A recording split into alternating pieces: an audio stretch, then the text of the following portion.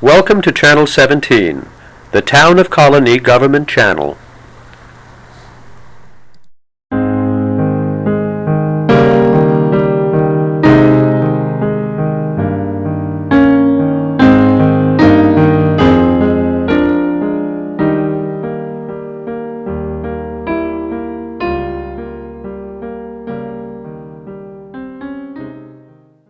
Okay, everyone, thanks for coming. This is a book I'm sure we can all be interested in. We'll all one day probably have an obituary written about us, hopefully. But a couple upcoming programs. Next Wednesday at 1 o'clock here in this room, Marty Podscotch is going to do a presentation about the Civilian Conservation Corps camps that were up in the Adirondacks in the 1930s. And then next month, our new book review is going to be The Art of Aging by Sherwin Newland. And Ari Kane is going to be our reviewer. He was here in May. He did the book by Gore Vidal, if you were here for that one. So Ari will be back. But today, Cailin Brown, who was here last year also, I emailed her, I said, would you want to come back and do another book? And I sent her some suggestions. And she said, sure, that'd be good. But I'm reading this book now. It's very interesting that she's going to talk about today, Obit. And she said, I said, you can do that book. It's a new book. It sounds pretty interesting. So she emailed me back and said, I have to tell you, I'm a little bit obsessed with obituaries. So, and she also said she's a member of the International Association of Obituaries. So once I read that, I'm like, well, you have to come now. I mean, if only to tell us what goes on at the annual convention or whatever you guys do. I don't know. But anyway, Cailin teaches down at St. Rose. At one time or another, she's worked for every paper in the area, and she's going to talk about the book, Obit, Inspiring Stories of Ordinary People Who Led Extraordinary Lives by Jim Sheeler, who is a Pulitzer Prize winning author. So here's Cailin to tell us about it. Hi. Thank you. Thanks for having me back, Joe, especially with this book. It's actually a great day to talk about obits with that cold rain out there, How many of you read your obit this morning? Did you read your obits? Wake up and look in the paper, read your Okay, good. How can you, right, you got to do that. No. How could you, this is what I don't understand, how people can't do that, but people think, my daughter, who's only 10, thinks I'm, as Joe said, obsessive. Mom, you're obsessed. Well, so why am I obsessed? Well, if you've ever worked in the newspaper industry, you too would be obsessed about obituaries because, believe it or not, it's a very political thing in the newsroom. Who gets written about and who doesn't get written about, what gets said and what doesn't get said. When I was working on my dissertation a few years ago, I did devote a whole chapter to obituaries because they are a big part of my research. And I started working on that chapter when I worked at the Times Union a few years ago. It's been more than a few years ago, I lie. See, this, as you get closer to your obituary, you forget how time goes. That was 10 years ago because I haven't worked there since my daughter was born. But in the 90s, there were 3 obituaries that appeared within close proximity to each other in the newspaper. And in each of these obituaries, there was a lot of controversial information that caused families and readers to call the paper completely upset. Why is this in there? Negative information about the deceased. And I started tracking these obituaries and paying attention. And these 3 I teach about every year when I teach obituaries and how to write them for my students, who, if you're 18, this assignment does not go over very big. You're going to learn to write an obituary. They look at me at age 18. I'm invincible, and you're morbid. But I was concerned about the content of these obituaries in the Times Union. It was at a time when they were produced out of the newsroom and now not out of the advertising department. The funeral director would call into the newsroom and talk to a clerk who would take the information over the telephone, and then they would cross-reference the obituary information from the funeral directors with information in the library's morgue. The morgue. Do you know here at the library what the morgue is? Okay. The morgue in the newsroom would be the hard copy clippings of the newspaper. We called the library the morgue. It all fits with the newspaper industry that we would use that terminology. But it wasn't just obituaries. It's every story is in the morgue. And they found negative information about these people. They had arrest records. They had been involved in lawsuits. And it all went into the obituaries. So imagine yourself waking up the next day to your loved one's obituary and seeing their arrest record included in an obituary that you couldn't have imagined would be there. This began my obsession with obituaries. And I have taught it every semester since '93. I've been teaching introductory journalism. And because I think it's an important way to think about how reporting works and how writers do their jobs, and then, fast forward so many years now, so many years later, and we have Jim Sheeler's book, Obit. And I just have to show you the cover if you haven't seen it, because it's so neat. It's the keyboard of an old-fashioned typewriter with Obit in there. They've clearly finagled the keys, but to get Obit across. And I did have the good fortune of meeting Jim in June at the International Association of Obituarists annual meeting. And I will tell you a little bit about what they do there. But you know, if people are obsessing about death, you can imagine they're an interesting group of people. So I'll proceed with my formal review of this, and then we can have a conversation about obituaries, because I would think people want to talk about those. I hope some other people are obsessed aside from me. And actually, as Joe said, that was a great introduction. You know, he mentioned, we hope probably all someday we all have an obit in the paper. This is it. Of all the literary genres, the most universal is the obituary.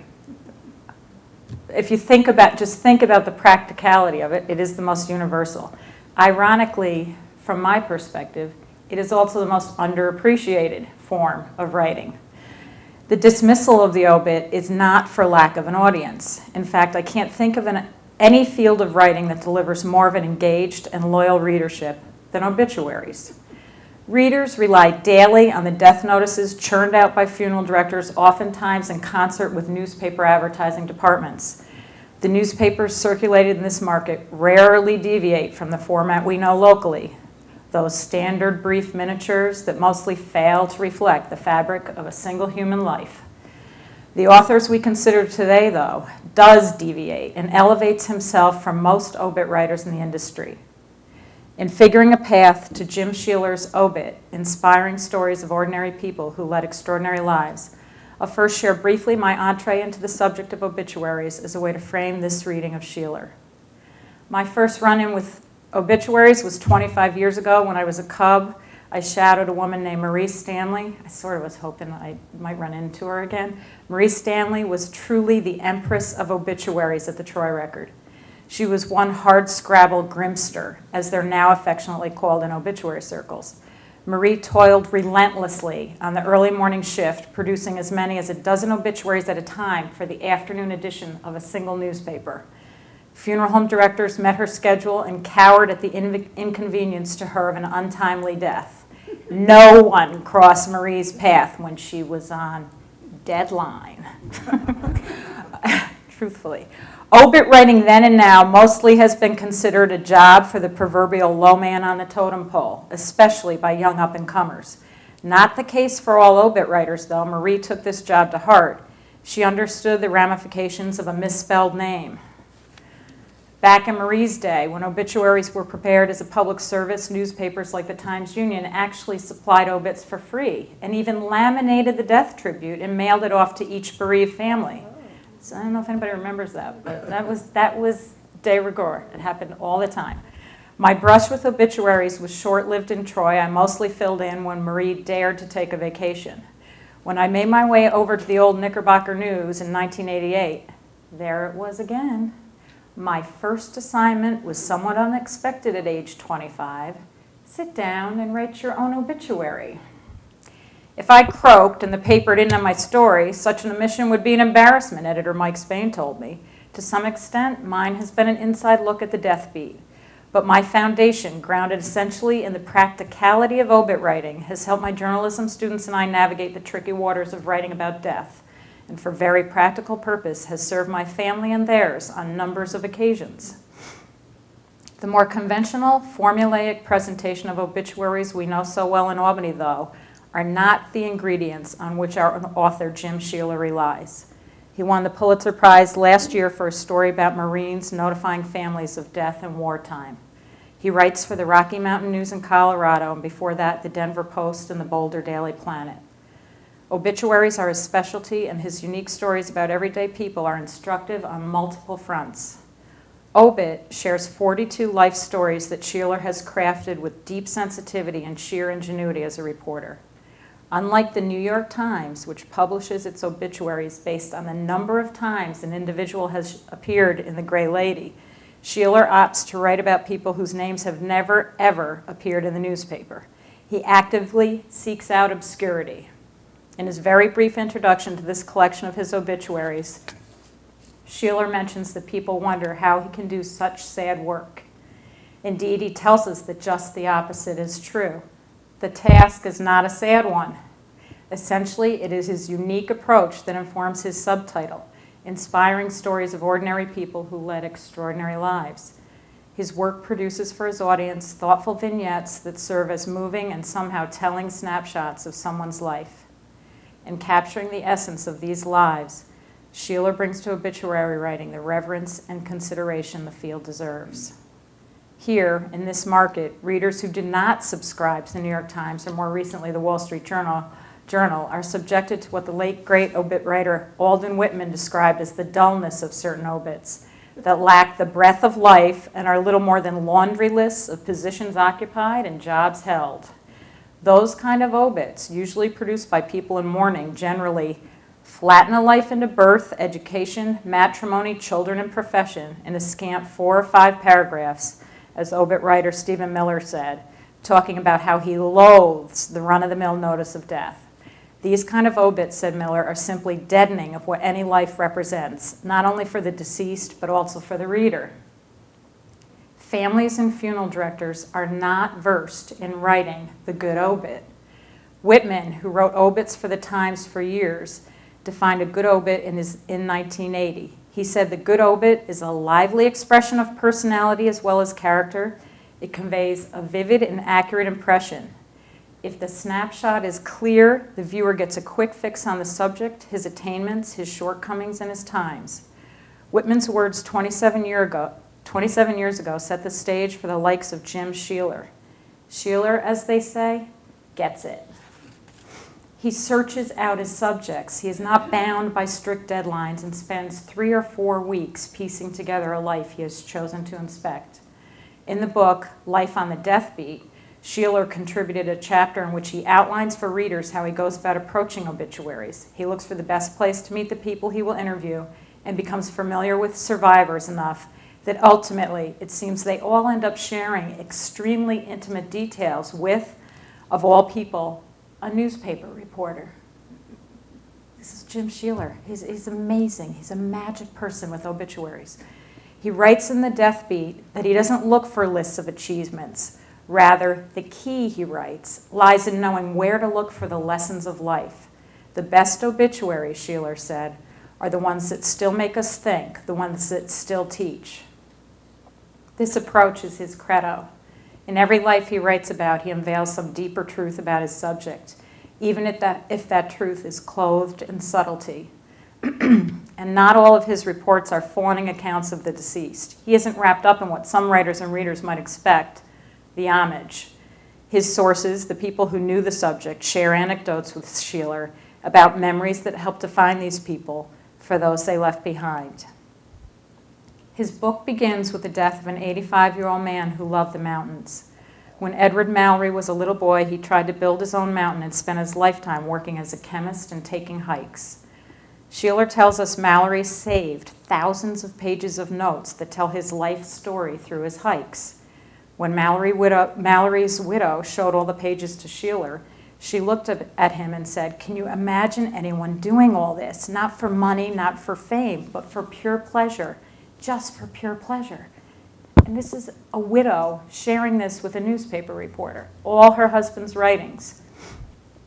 In Obit, Sheeler reveals his characters by mining life lessons and making us think about these people he never met. He has a knack for using artifacts like Mallory's notes to chronicle some of his subjects with their own words. A mother unearthed for Sheeler the code of morals her 15-year-old son, Daniel Seltzer, had kept. Sheeler relied on the diary of William Chappell's life in the military to write about Chapel and the ranting letters of Severin Foley. Whether Sheeler supplements his tales with documentation or not, he weaves in carefully the interviews he conducted with family members, friends, neighbors, and the co-workers of his subjects. The death is incidental for Sheeler, who generally mentions that fact in the 10th paragraph of the obituary. Instead, he seems to concentrate on the cultural milieu of the characters about whom he writes. Readers get from Sheeler a sliver of a life lived. We journey with him on the path into these lives. He artfully organizes the way he introduces the lives, early introducing the 15-year-old who kept a moral code all his own. Sheeler reveals the points young Daniel made. Number one, all moral decisions should be weighed by determining if the overall benefits outweigh the costs. And then, in between the 11 points this child makes, Sheeler punctuates this obituary with life lessons the reader might absorb from a writer who listened to a grieving mother, sat in the child's room, and looked through his bookshelves. We learn that this teenager who produced his personal code wasn't preparing for his demise. He died suddenly, completely unexpectedly, and he wasn't the perfect child. Sheeler lets his readers know that Daniel turned off the escalators at department stores and pulled the fire alarm at school. But he succeeds in connecting his readers to his subject and succeeds in creating in the reader a true sense of loss for not having known the person about who he has written. You really think, I wish I'd known that person. He sounds like or she a great person to have known. Negative or positive, you still wish you'd known him. This is a glass half full writer who looks for the good even when it's hard to find. Excuse me.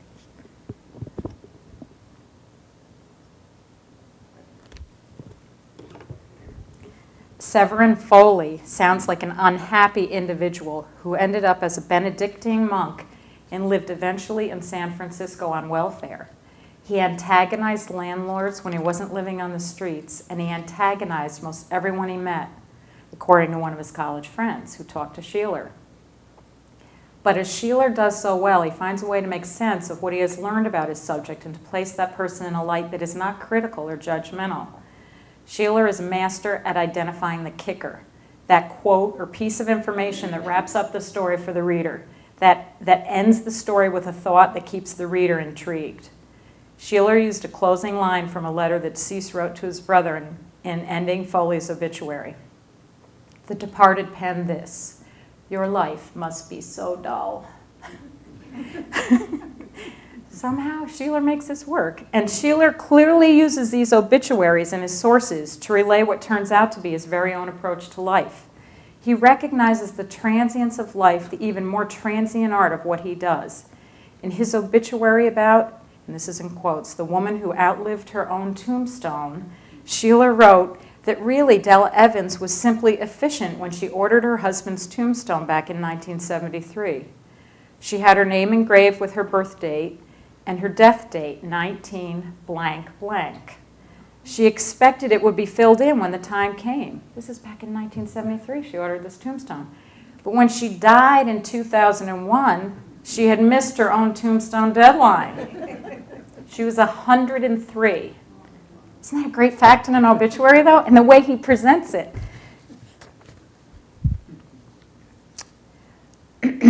Hold on, I got all caught up in that and I lost track of myself. Told you I was obsessed.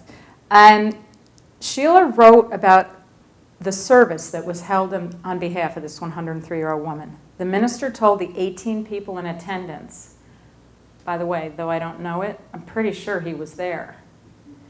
103 years, quoted the minister. How can we do her justice in only a few minutes? This quote to me illuminates the author's philosophy. He knows these are just excerpts of lives, and he recognizes his pathway is incomplete, but he tries to find a way into these lives and in the process enriches those of his readers. And here's our meeting, Joe. At the annual meeting of the International Association of Obituarists held this year in Alfred, New York, home of one traffic light, in case you haven't been there, Sheeler read from his work. The obligatory black casket was situated outside the conference room with a sign greeting the Grimsters. We were dying for you to get here.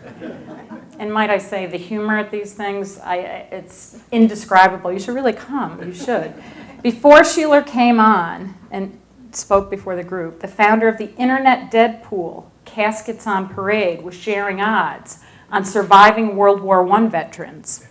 I make this up no. And Marilyn Johnson, author of The Deadbeat, Lost Souls, Lucky Stiffs, and the Perverse Pleasures of Obituaries, was recognized as the new diva of death.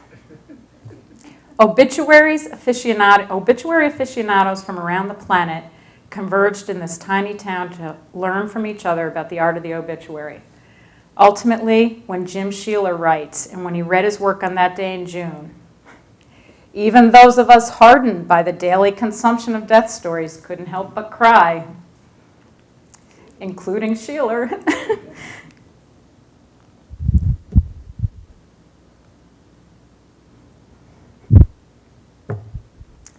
Perhaps that's his greatest gift.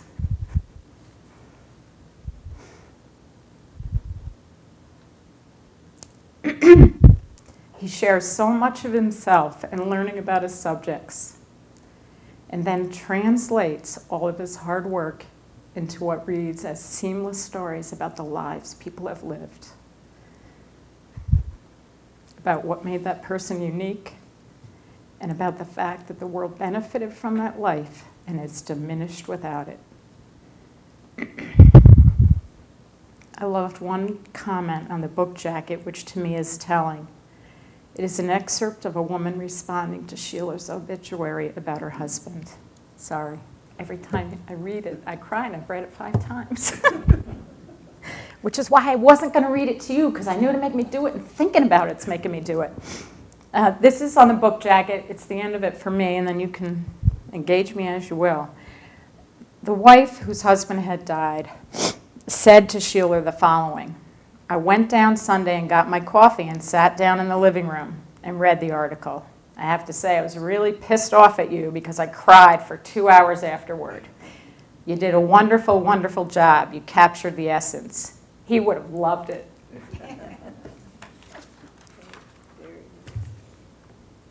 Questions?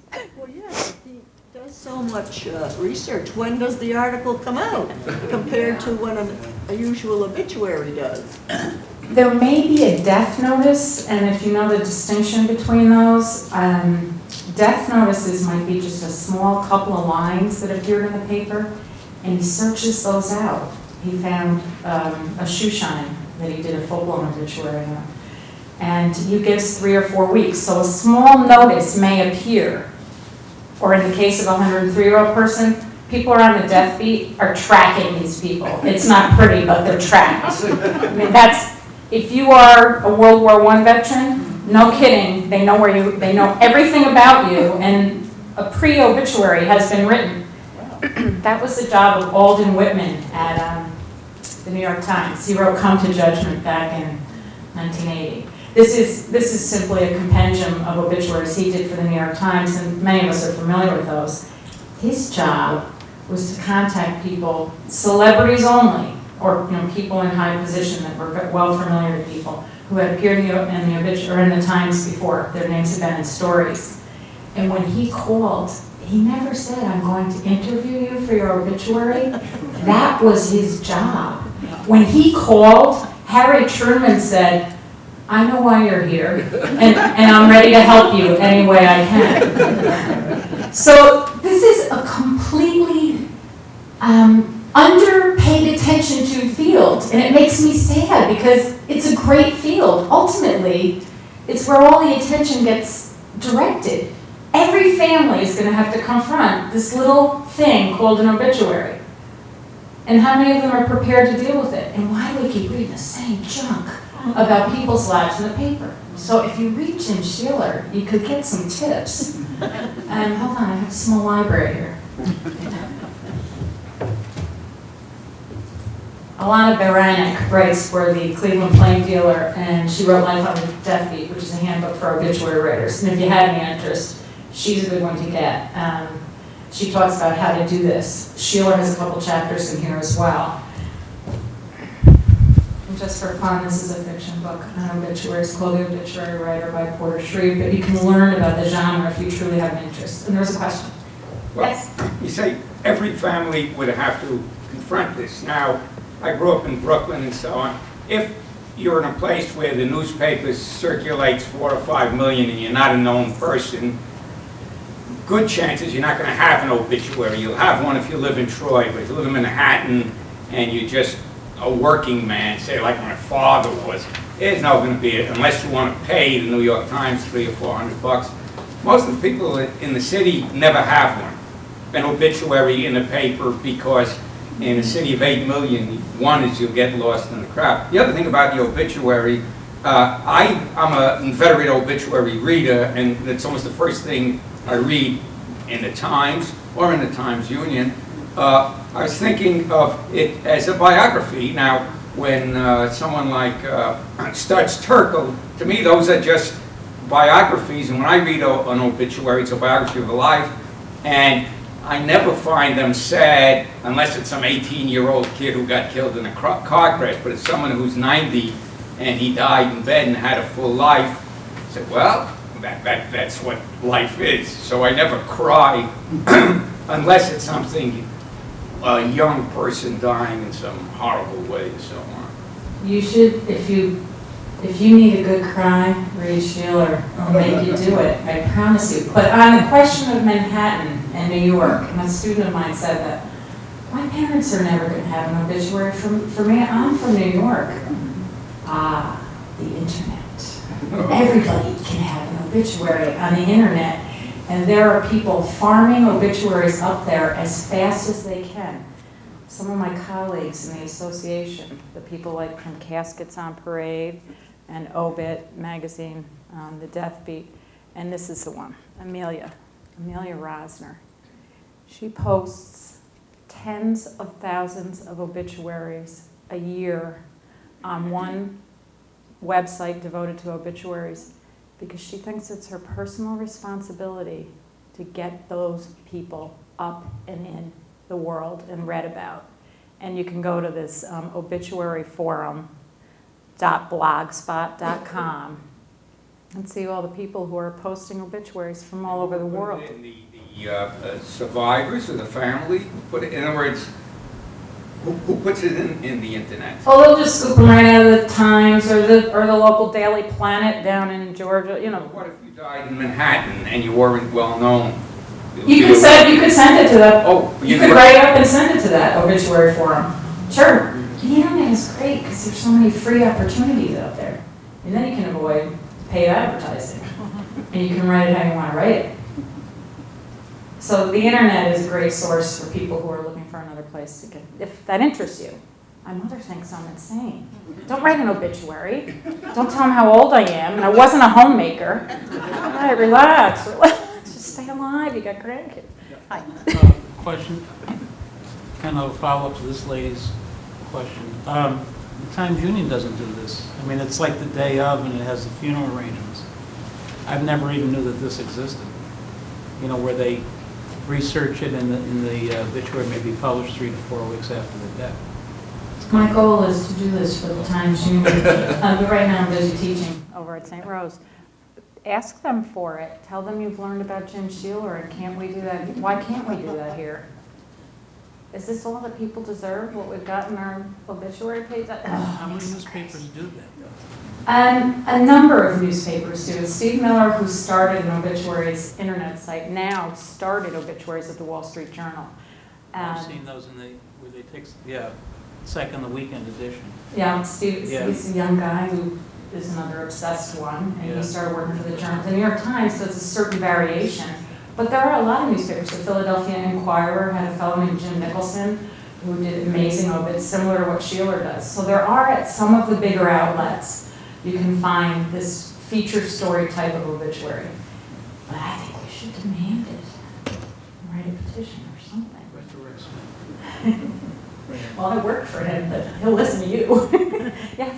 Now, as far as I know, in Times Union, if you didn't pay for an ad, you don't have an obituary in there. This is one of the questions that's political about obituaries. Well, we got it free because my daughter works there. Yes, you would. Isn't that a benefit of working for the newspaper, free obits? That's only a death notice, that's not an obituary, correct? Not anymore, they don't have death notices because death notices were paid and now obituaries are paid and there are no free lunches or obits at the Times-Union. And at most newspapers around the country. They've all converted. The benefit is those negative obituaries I told you about were in the 90s.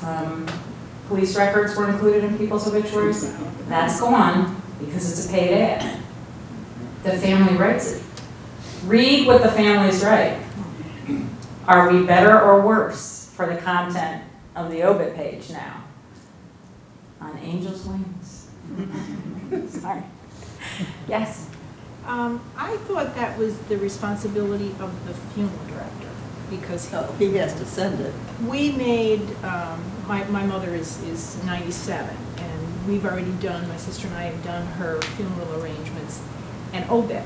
But the funeral director came to the house, we sat down and gave him all the information, he writes it up and puts it in. I thought that's how it was done.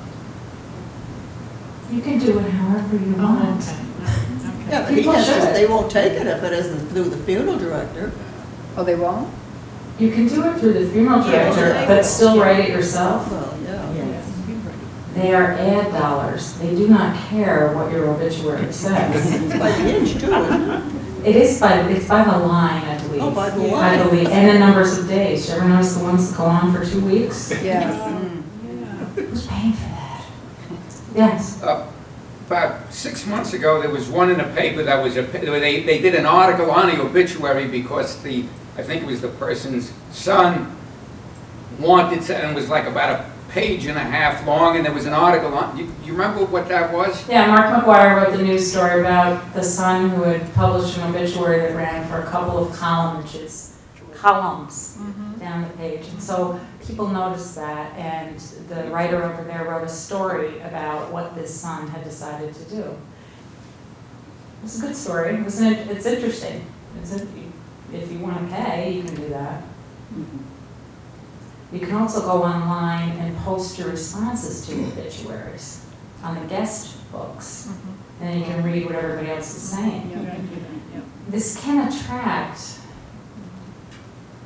not always the best That's right. humanity, I guess. So you have to be aware of that. Yes? There was an obit a couple of years ago, a noted area businessman who had an obit that mentioned wife, children, and girlfriend. And at the memorial, at the wake, the wife, children, and girlfriend were all in line.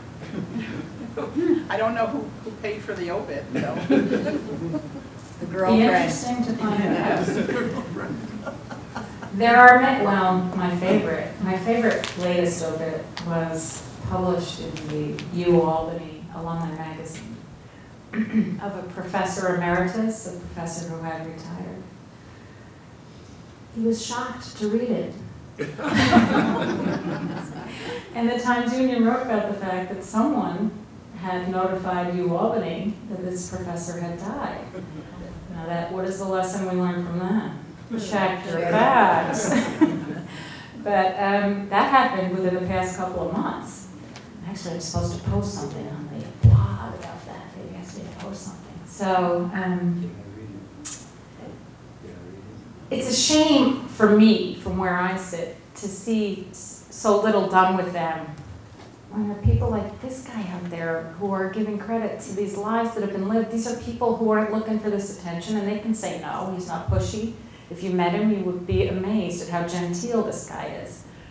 But he turns their stories into something worth reading. Now you say, would I ever buy a $25 book that's just simply a series of obituaries? Well, maybe take it out of the library first. And you certainly wouldn't have to read this all at once, but if you just wanted to pick it up once in a while and read one a day, maybe when you're tired of reading the same ones in the newspaper, read a good obit. Feel better about life. He does make you feel good, though, too. Even though you're crying when you're reading them, you feel good about the person who he's writing about, even if the person was a jerk. Which will come out. He doesn't mince words. He's very direct and clear, and he lets you know if the person wasn't loved or if the person was not contributive to the world, but you still want to read it. So I do recommend it. I recommend all of this. These were never published actually in the newspaper. Oh, these have all been published. So that's where he found them. No, he wrote them. Friend, I don't know this, but the 103-year-old woman, I'm pretty sure he knew of ahead of time. So that was sort of a living obit. He wrote it after she died, but he was reporting that story while she was alive. There are some in here he got because of tiny notices, a tiny obit, a couple of lines, like the shoe shine guy who had no one. And I think it essentially said, Cailin Brown died, that's it. And so he wanted to find out, and he would dig and dig and dig to find out about these people. And then he gets calls now saying, will you please write an obit about my sister, brother, mother, niece, something. So it's a genre to consider, and it generally affects all of You us. freelancing? Am I? I really do want to do this. I aspire to this, but I can't do it. I have little kids right now, so this would be, to me, a really full-time, around-the-clock. You wouldn't want to do this half-baked. You want to really do this sort of a job. But there are a lot of people out there who could do this. I think everybody could do this. They know your relatives better than anybody else. And then what are they reduced to? What are they reduced to in their obituary? That's what You're basically saying that the newspaper is not going to do this because the newspaper is just accepting what's already prepared. But that as a family member, as a loved one, we can put it in this kind of more personal format. You absolutely can put it in a personal format, and you can also ask the newspaper, would you consider, you could do both things. But for an immediate remedy for people who are producing their own obits, you can write it any way you want. Sheeler includes in the chapter on the death beat a reference to the survivors list. You know, at the end, survived by, well, how is that reflective of that person's life? Listing. So his remedy is take a box separately and just put survivors and box it out, because he ends it with, he writes an entire story with a beginning, a middle, and an end with that kicker where he leaves you hanging, But it's a complete view of just a segment of a person's life. I mean, no one can write the whole story of how a person lived their life, but they can make an effort. And that's what he does. He makes an effort, and to be a successful one. No more questions? All right. There's a local priest that was looking for stories about the woman before he, the memorial at the funeral service, and what he found out was that all her life she wished for a mink coat, and she finally got it. And he said, she finally got it, but unfortunately she won't be needing it where she's going now. That's it. Thank you. Well, thank you for all. coming, Cailin.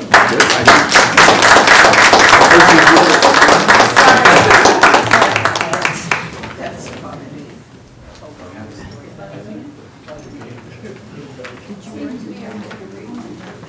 We're copies of a review of Marilyn Johnson's book, The Deadbeat. If anybody wants a copy, I'll leave that there. If you just want a copy of a different Obit book review.